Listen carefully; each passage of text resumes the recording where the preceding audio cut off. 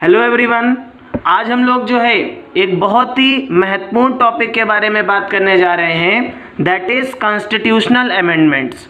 तो यहाँ पर हम लोग जो है संविधान संशोधन से रिलेटेड जितने भी इम्पोर्टेंट एक्ट्स हैं उन सभी एक्ट्स को पढ़ेंगे और हर एक चीज़ को बहुत अच्छे तरीके से समझेंगे। तो चलिए वीडियो की शुरुआत करते हैं। तो अगर हम लोग कॉन्स्टिट्यूशनल अमेंडमेंट की बात करें, जिसको हम लोग संविधान संशोधन भी बोलते हैं, तो हमारे आर्टिकल 368 में गिवन है, हमारे आर्टिकल 368 में गिवन है कि हम लोग जो है अपने संविधान में संशोधन कर सकते हैं। अच्छा, यहाँ पर सबसे बड़ी दिक्कत क्या आती है कि आप लोगों को ये नहीं पता होता है कि हमारे किस भाग में ये गिवन है। तो आपके भाग 20 में मतलब 20th पार्ट में जो है हमारे संविधान संशोधन के बारे में दिया गया है। अच्छा, ये संविधान संशोधन जो है किस देश से लिया गया था? तो हमारा जो संविधान संशोधन है कि हम लोग जो है अपने संविधान में संशोधन कर सकते हैं, ये दक्षिण अफ्रीका मीन्स साउथ अफ्रीका से लिया गया था। अब हम लोग जो है कुछ और इम्पॉर्टेंट फैक्ट्स के बारे में बात कर लेते हैं, जहां से आपके क्वेश्चंस पूछे जाते हैं। तो देखिए, व्हेन कॉन्स्टिट्यूशन एडॉप्टेड ऑन, तो हमारा संविधान जो है कब जो है अडॉप्ट किया गया था? ये 26 नवंबर 1949 को अडॉप्ट किया गया था। Second, constitution came into force, तो हमारा जो संविधान है ये कब लागू हुआ था? तो हमारा संविधान जो है 26 जनवरी 1950 में लागू हुआ था। अब हम लोग बात करते हैं प्रीएम्बल पास्ड ऑन, तो हमारी जो प्रीएम्बल मीन्स जो हमारा फर्स्ट पेज था वो कब पास हुआ था? That is 22 January 1947। Next point को देखते हैं, नेशनल फ्लैग एडॉप्टेड ऑन, तो हमारा जो नेशनल फ्लैग है इसको कब अडॉप्ट किया गया था? That is 22 July 1947। National song जो कि हमारा वंदे मातरम है, इसको कब अडॉप्ट किया गया था? तो ये हमारा 24 जनवरी 1950 में अडॉप्ट किया गया था। और लास्ट में हमारा नेशनल एंथम है, दैट इज जन गण मन, ये हमारा 24 जनवरी 1950 में अडॉप्ट किया गया था। तो ये कुछ इम्पॉर्टेंट फैक्ट्स थे जहां से क्वेश्चन हर समय पूछे जाते रहते हैं, तो आपको ये पता होना चाहिए। तो अब हम लोग जो है सबसे पहले कुछ रीसेंट अमेंडमेंट्स के बारे में बात करते हैं कि अभी लेटेस्ट में हमारे कौन कौन से अमेंडमेंट हुए हैं। तो हमारा 101st कॉन्स्टिट्यूशनल अमेंडमेंट एक्ट जो कि हमारा 2016 में पास हुआ, जिसमें जीएसटी को इंट्रोड्यूस किया गया, that is goods and services tax. हमारा 103rd कॉन्स्टिट्यूशनल अमेंडमेंट एक्ट जो है ये 2019 में पास हुआ, जिसमें के economically weaker section that is EWS, इनको रिजर्वेशन प्रोवाइड किया गया। अब यहाँ पे कितने % रिजर्वेशन प्रोवाइड किया गया था?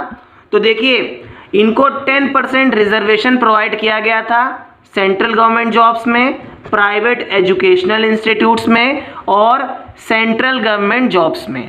ठीक है, तो देखिए हमारा 103rd कॉन्स्टिट्यूशनल अमेंडमेंट एक्ट क्या कहता है कि जो रिजर्वेशन है वो ईडब्ल्यूएस को मिले, और कितने % रिजर्वेशन मिले?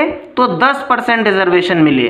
अच्छा, आप किस आर्टिकल के तहत ये दिया गया है कि हमारी गवर्नमेंट जो है, जो इंडियन गवर्नमेंट है, वो हमारे कॉन्स्टिट्यूशन में अमेंडमेंट ला सकती है?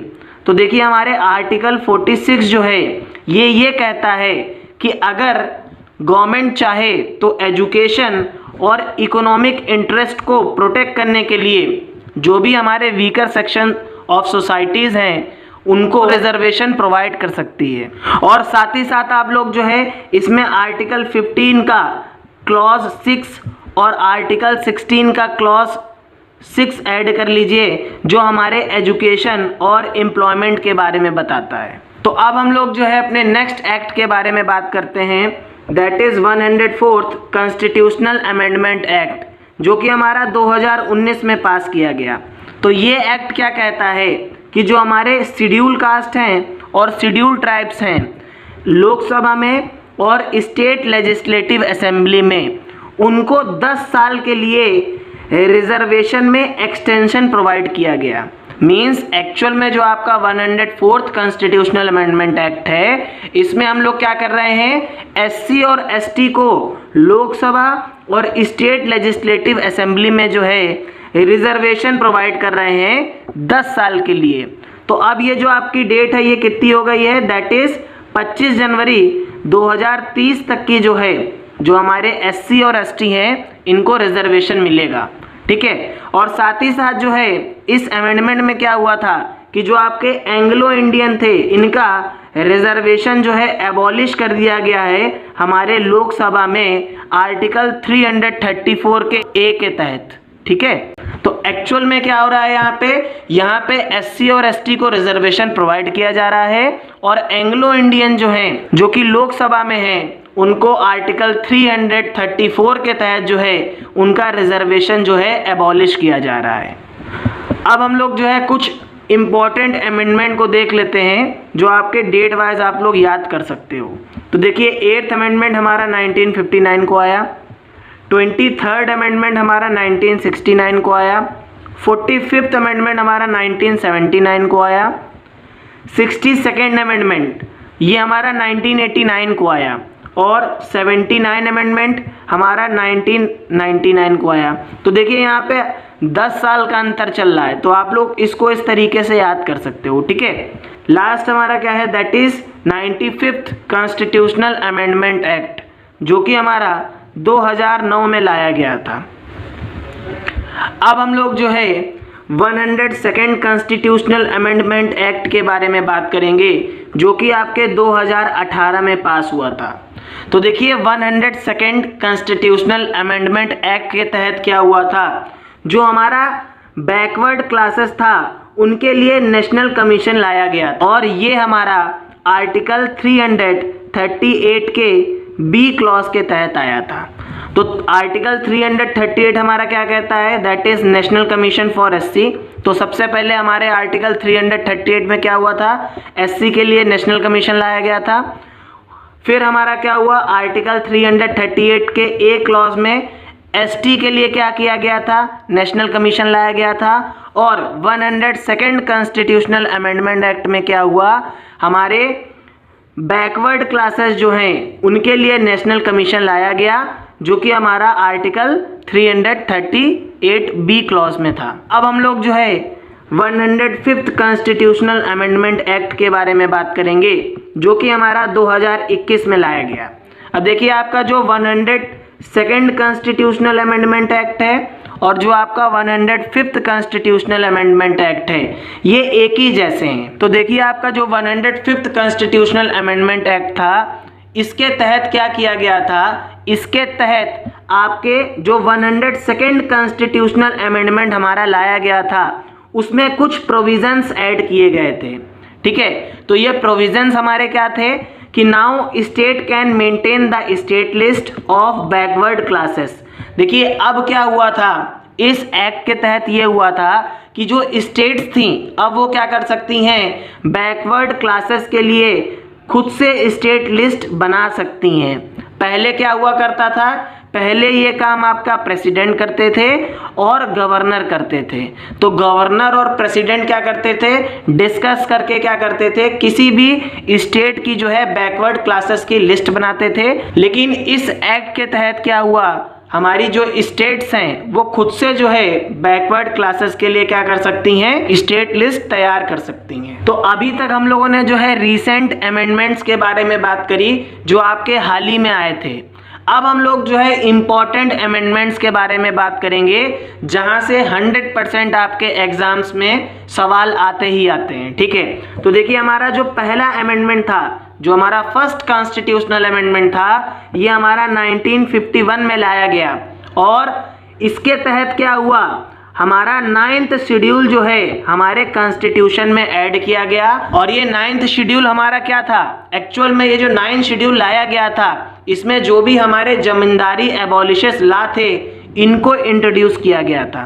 क्योंकि उस समय क्या था, उस समय की सबसे मेजर प्रॉब्लम क्या थी, जो आपकी जमीन थी, जो जमींदारी थी, ठीक है, उनसे रिलेटेड सबसे ज़्यादा दिक्कत थी। तो पहला कॉन्स्टिट्यूशनल अमेंडमेंट जो था हमारा, ये हमारा 1951 में आया था और इसके तहत क्या हुआ था, हमारा 9th शेड्यूल ऐड किया गया था हमारे कॉन्स्टिट्यूशन में। अच्छा, इससे पहले क्या था, इससे पहले तक की हमारे कॉन्स्टिट्यूशन में 8 शेड्यूल थे और अभी तक की जो है टोटल हमारे 12 शेड्यूल हो गए हैं। ठीक है, तो आपका 9, 10, 11, 12 ये शेड्यूल आपके अमेंडमेंट के थ्रू ऐड किए गए हैं। ठीक है, अब हम लोग जो है नेक्स्ट अमेंडमेंट के बारे में बात करते हैं, दैट इज 7th अमेंडमेंट, जो कि हमारा 1956 को लाया गया। तो इस अमेंडमेंट के तहत क्या हुआ था कि हमारा जो स्टेट्स थी, हमारी जो स्टेट्स थी उनको फिर से ऑर्गेनाइज किया गया उनकी लैंग्वेज के बेसिस पे। ठीक है, और ये कौन कर रहा था आपका, ये आपका फजल अली कमीशन कर रही थी। तो हमारी जो स्टेट्स की रीऑर्गेनाइजेशन थी ये हमारी फजल अली कमीशन कर रही थी। ठीक है, और ये किस एक्ट में इंट्रोड्यूस हुआ था, तो ये हमारे 7th कॉन्स्टिट्यूशनल अमेंडमेंट एक्ट में लाया गया था, जो कि आपका 1956 में पास हुआ था। अब हम लोग जो है नेक्स्ट अमेंडमेंट के बारे में बात करते हैं, that is 24th amendment act, जो कि हमारा 1971 में लाया गया। ठीक है, इस अमेंडमेंट के तहत क्या हुआ, that it extends the power of parliament to amend constitution including fundamental rights. अब देखिए इस अमेंडमेंट के तहत क्या हुआ, इस अमेंडमेंट के तहत हमारे पार्लियामेंट को ये पावर दी गई, हमारे पार्लियामेंट को ये पावर दी गई कि वो क्या कर सकता है, वो कॉन्स्टिट्यूशन और फंडामेंटल राइट्स को क्या कर सकता है, अमेंड कर सकता है, क्या कर सकता है, चेंज कर सकता है या उसमें कुछ परिवर्तन ला सकता है। तो ये आपका बहुत इंपॉर्टेंट जो है अमेंडमेंट था। अब हम लोग जो है नेक्स्ट अमेंडमेंट के बारे में बात करते हैं, that is 42nd amendment act, जो कि आपका 1976 में इंट्रोड्यूस हुआ। तो देखिए एक्चुअल में क्या हुआ था, इसमें हमारा मिनी कॉन्स्टिट्यूशन पास हुआ था। इसमें क्या हुआ था आपका, इसमें आपका मिनी कॉन्स्टिट्यूशन पास हुआ था, जिसमें आपकी क्या हुई थी बेटा, प्रस्तावना में संशोधन हुआ था और हमारे संविधान में 3 नए वर्ड्स जुड़े थे, दैट इज पंथ निरपेक्षता, समाजवाद और अखंडता। तो हमारा 42nd कॉन्स्टिट्यूशनल अमेंडमेंट एक्ट क्या कहता है, इसने जो है मिनी कॉन्स्टिट्यूशन को इंट्रोड्यूस किया और साथ ही साथ जो है हमारे प्रस्तावना में संशोधन भी हुआ और साथ ही साथ जो है 3 नए वर्ड्स भी हमारे संविधान में जोड़े गए, दैट इज पंथ निरपेक्षता, समाजवाद और अखंडता। अब हम लोग जो है नेक्स्ट अमेंडमेंट एक्ट के बारे में बात करते हैं, that is 44th constitutional amendment act, जो कि हमारा 1978 में लागू किया गया। अब इस एक्ट के तहत क्या हुआ था बेटा, इस एक्ट के तहत जो है आपका जो 42nd कॉन्स्टिट्यूशनल अमेंडमेंट था उसके कुछ प्रोविजंस में क्या किया गया था, चेंजेस लाया गया था। एक्चुअल में आपका जो 44th अमेंडमेंट था इसमें क्या हुआ था बेटा, इसमें जो आपका 42nd अमेंडमेंट था उसमें क्या हुआ था, बहुत सारे चेंजेस हुए थे। तो उन चेंजेस को क्या किया था, उन चेंजेस में कुछ बदलाव किए गए थे। अब हम लोग जो है नेक्स्ट अमेंडमेंट एक्ट के बारे में बात करते हैं, that is 52nd constitutional amendment act, जो कि हमारा 1985 में इंट्रोड्यूस किया गया, जिसके तहत हमारा एंटी डिफेक्शन लॉ आया और ये एंटी डिफेक्शन लॉ हमारा 10th शेड्यूल में हुआ था। ठीक है, तो देखिए मैंने आपको अभी बताया था कि हमारे कॉन्स्टिट्यूशनल में अमेंडमेंट के दौरान 9 से लेकर के 12 शेड्यूल तक की ऐड हुए थे। तो देखिए 9 वाला शेड्यूल आपका कब ऐड हुआ, आपके फर्स्ट अमेंडमेंट में ऐड हुआ, दैट इज 1951। ठीक है, और ये देखिए आपका 1985 में आपका 10th शेड्यूल में एंटी डिफेक्शन लॉ ऐड हुआ। तो देखिए इस एक्ट में क्या हुआ, इस एक्ट के तहत आपका क्या हुआ कि जो आपकी दल बदल सरकारें थीं उनके अगेंस्ट जो है कानून लाया गया। ठीक है, जो भी आपकी दल बदल पार्टीज थी उनके अगेंस्ट क्या किया गया था, कानून लाया गया था, जिससे जो है हमारी एक स्टेबल गवर्नमेंट बनाई जा सके। क्योंकि उस समय क्या हो रहा था कि जो हमारी गवर्नमेंट थी वो इस तरीके से बदल रही थी जैसे जो है आप लोग जो है जैसे आपके दिन बदलते हैं। अब देखिए हमारा नेक्स्ट अमेंडमेंट क्या था, that is 61st amendment act, जो कि हमारा 1989 में इंट्रोड्यूस किया गया। इसके तहत क्या हुआ था बेटा कि जो आपका वोट करने की जो एज थी उसमें परिवर्तन लाया गया था। पहले ये एज आपकी 21 ईयर्स थी, लेकिन इस एक्ट के दौरान क्या हुआ था कि आपकी जो वोट करने की एज थी वो 18 साल कर दी गई थी। अब हम लोग जो है नेक्स्ट अमेंडमेंट एक्ट के बारे में बात करते हैं, that is 65th constitutional amendment act, जो कि हमारा 1990 में इंट्रोड्यूस किया गया। अब इस एक्ट के दौरान क्या हुआ था बेटा, इस एक्ट के दौरान आपका एससी और एसटी के लिए क्या किया गया था बेटा, नेशनल कमीशन बनाया गया था, ठीक है। और ये हमारा आर्टिकल 338 में गिवन है। तो देखिए अभी मैंने आपको बताया था कि आर्टिकल 338 में क्या हुआ था बेटा, आपके एससी के लिए जो है नेशनल कमीशन बनाया गया। आर्टिकल 338 ए में क्या हुआ था, आपके एसटी के लिए जो है नेशनल कमीशन बनाया गया। और आर्टिकल 338 के बी क्लॉज आपका जो है बैकवर्ड क्लासेस के लिए नेशनल कमीशन बनाया गया, ठीक है। तो देखिए 89th amendment 2003 separate national commission for ST under article 338।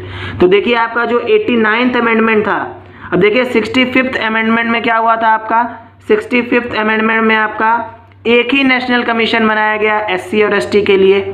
लेकिन 89th अमेंडमेंट एक्ट में क्या हुआ था, जो कि आपका 2003 में पास हुआ था, ये आपका एससी और एसटी के लिए जो नेशनल कमीशन थी इसको सेपरेट कर दिया गया था। अब हम लोग जो है नेक्स्ट कॉन्स्टिट्यूशनल अमेंडमेंट एक्ट के बारे में बात करते हैं, that is 73rd constitutional amendment act और 74th कॉन्स्टिट्यूशनल अमेंडमेंट एक्ट। तो देखिए एक्चुअल में आपका 73rd और 74th कॉन्स्टिट्यूशनल अमेंडमेंट जो है ये 1992 से 1993 के बीच में रहा, मीन्स ये आपका इसी टाइम के दौरान पास किया गया था।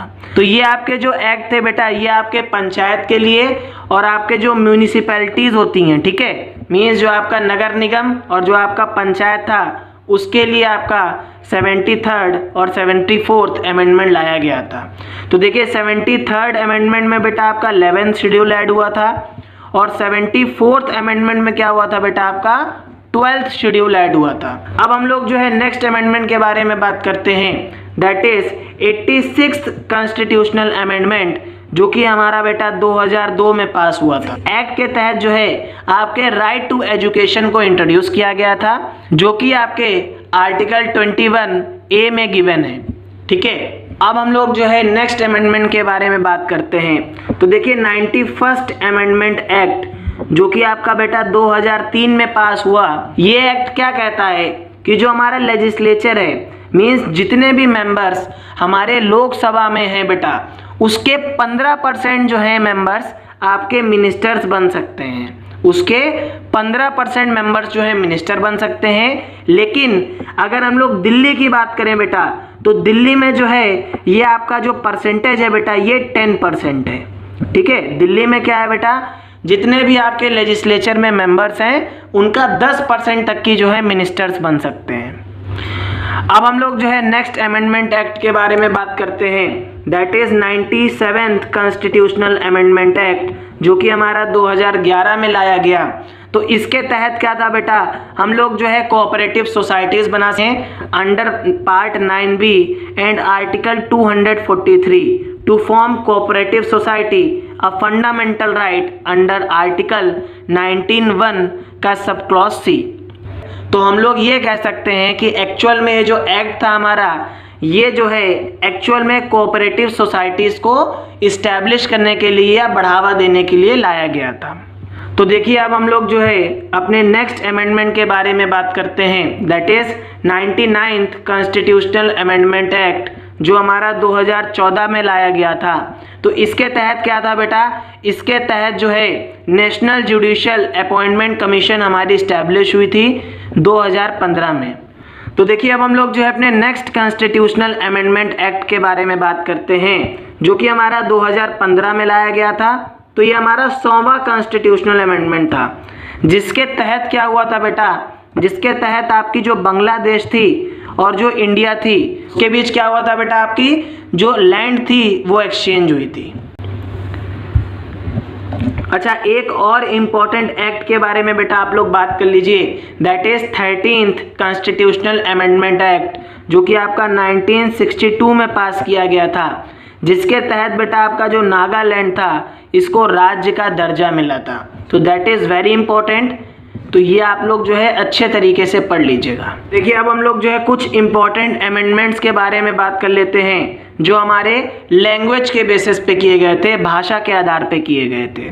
तो देखिए हमारा 21वां संविधान संशोधन जो था, जो हमारा 1967 में लाया गया, इसके तहत क्या हुआ था बेटा, जो हमारा 8th शेड्यूल था उसमें सिंधी को जो है लैंग्वेज का दर्जा दिया गया। तो अब हम लोग जो है अपने नेक्स्ट अमेंडमेंट के बारे में बात करेंगे, जो कि हमारा 71वां संविधान संशोधन था, जो हमारा 1992 में लागू किया गया था। इसके तहत क्या हुआ था आपका बेटा, इसके तहत आपका कोंकणी, मणिपुर और नेपाली लैंग्वेजेस को भी ऐड किया गया था। तो देखिए हमारा जो नेक्स्ट कॉन्स्टिट्यूशनल अमेंडमेंट एक्ट है, ये हमारा 2003 में लाया गया था, जो कि हमारा 92वां कॉन्स्टिट्यूशनल अमेंडमेंट था। इसके तहत क्या हुआ था बेटा, आपका जो बोडो थी, डोगरी थी, मैथिली थी और संथली लैंग्वेज थी, इसको भी हमारे कॉन्स्टिट्यूशन में लैंग्वेज का दर्जा दिया गया था।